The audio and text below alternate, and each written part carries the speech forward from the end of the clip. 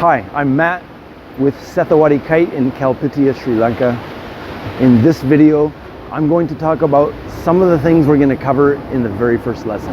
So if you are just starting to kite and you're about to start your first lesson, here are some things you can look forward to and be ready for. If you're an instructor, I hope this can be a starting point for a discussion about how do you do it, how do we do it, what points should we introduce and in what order, depending on the student and the condition.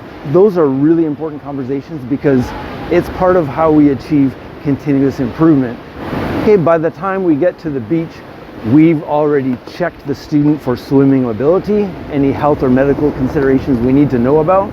We've shown them the video about the wind window. We've explained a bit about the airflow over the kite and lift and drag.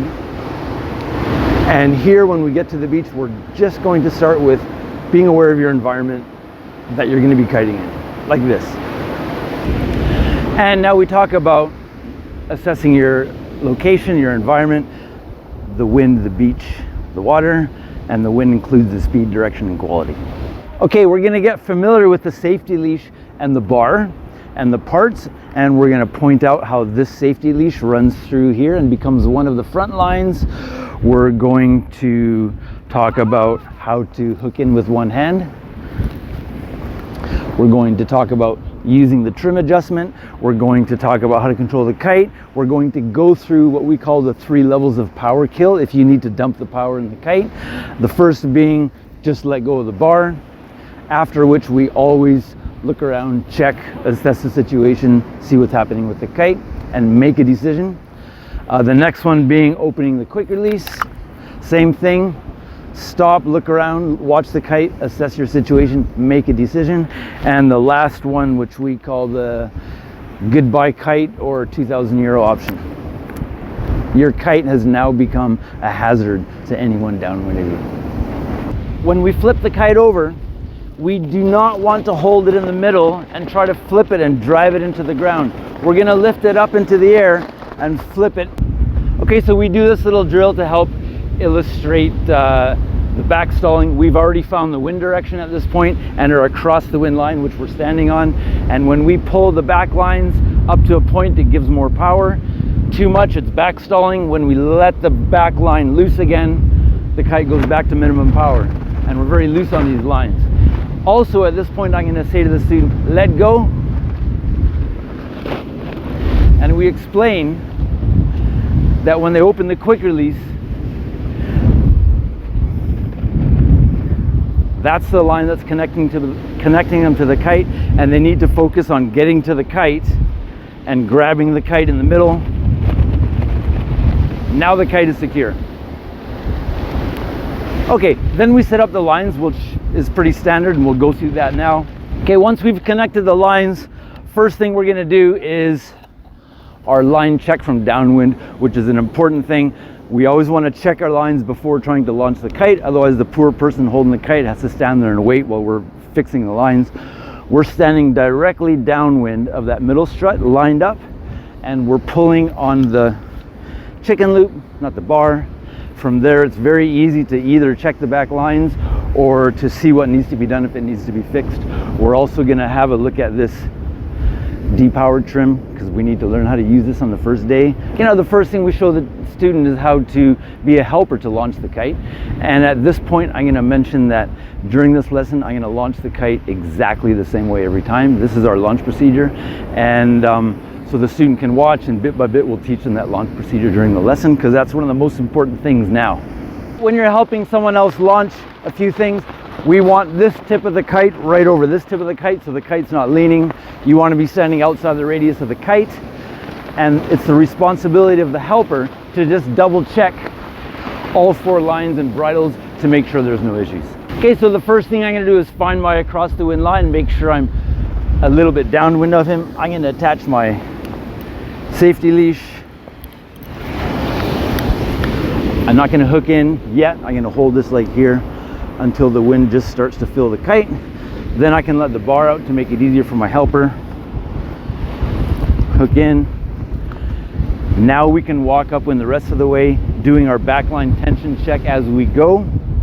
This tells me I need to depower that a little bit. Gonna do my 360 check, and we explain about the thumbs up. Okay. But at the beginning, we're just gonna practice keeping that kite steady like a rock at 12 o'clock. At this point, I'll let the students feel what happens when I sheet in and out. If my bar is all the way out, there's very little effect, and we'll let them fly that way for a while. And then get a bit more comfortable with flying it between 11 and 1. And after a bit of discovery time on this, we're gonna do our first important drill. We're maintaining control of this kite with the top line only. The bottom line is loose. Not only to bring the kite up a bit, but to let it go down. Now this bottom line being loose shows us that the kite is at minimum power. And that's a really important thing because that's what allows us to put a bit more power in the kite so the student can feel the tension. Notice these lines are 4 meters. Don't need anything longer than that unless you have borderline light wind. We're gonna later get them to practice doing that one-handed control with both hands, pulling the bar in to sheet in and out while keeping it steady at 45 degrees. Later we'll practice doing the same thing with one hand. That's fundamental to understanding how the kite works. And when we bring the kite to the other side, we want to be able to do it at minimum power. And the procedure is always check first to make sure it's clear. We're going to bring the kite up with this line loose on this side. As it passes 12 o'clock, now this is the only line that's tight. And now we can stabilize it here. So we spend quite a bit of time getting the student very comfortable with that and being able to look around, get those eyes off the kite. There's a lot of discovery time there where we just practice moving the kite, regaining control. If the kite crashes onto the beach, of course, we let go of both hands and we look around and check. But we make a point, this kite is not at the edge of the window right now. If you look at our across the wind line, it's about there. That's a good 25-30 degrees. We don't want to launch the kite from downwind. On the water, the kite's going to slide to the edge of the window, but before we relaunch the kite, we want to walk down so we're across the window from the kite. And then when we relaunch it, we're going to do a 360 check first, and then we can launch it nice and steadily. At this point, we can start to talk about the concept of loading the kite, which means walking upwind at what we call later the pizza slice angle, a little bit upwind. That puts stability in the kite with the apparent wind, and it makes the kite more stable. We also make a big emphasis here. This radius downwind of us, the length of the kite line, it's our responsibility to make sure that people aren't here.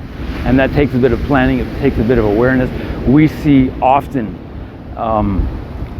standing on the beach, blah blah blah to their student, and there's people walking through their drop zone. We don't want to do that, and there's ways to manage it, which we talk about later. We're also at this point going to show the student how to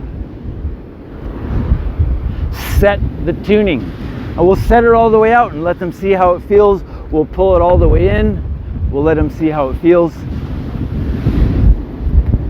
because we want them to be able to set that tuning by themselves in the place where it should be. We can practice relaunching the kite from different positions. We're going to spend a fair bit of time doing that. But what we want to talk about now is the kite recovery. So like with everything, we're going to explain it first. We're going to do it ourselves, then we're going to let the student do it. I'm going to open the release. I'm going to get to that kite as quickly as I can. Notice that's why we're wearing gloves. And then I'm going to secure the kite and I'm going to sort the lines out. And the kite recovery looks like this. We point out this, you might have to recover your kite on the beach, you might have to do it in the water. So we let go of the bar, we open the release, kite flags out, we pull ourselves towards the kite. Very important to keep tension in this line. And without grabbing the bar, we want to secure the kite. The kite's not secure until we have it in our hands. And now we need to sort out the lines because they're a mess. So we're going to take this out of the water. We're going to secure it with sand. Step one of sorting out your lines is to get rid of the safety.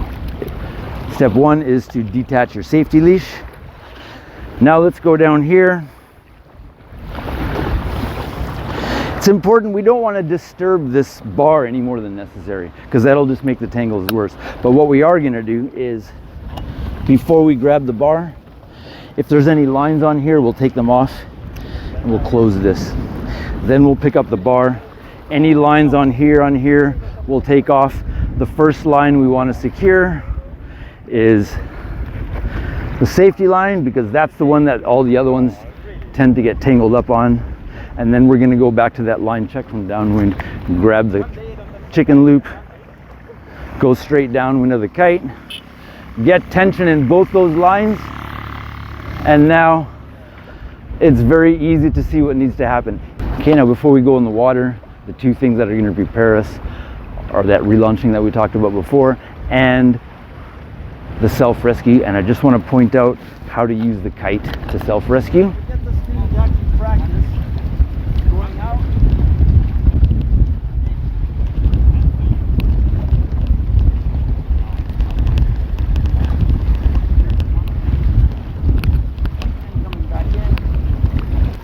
And those are the basic things we're going to do on the first lesson. Okay, so it's very important to us that we cover in the first lesson a lot of these things that most other schools skip.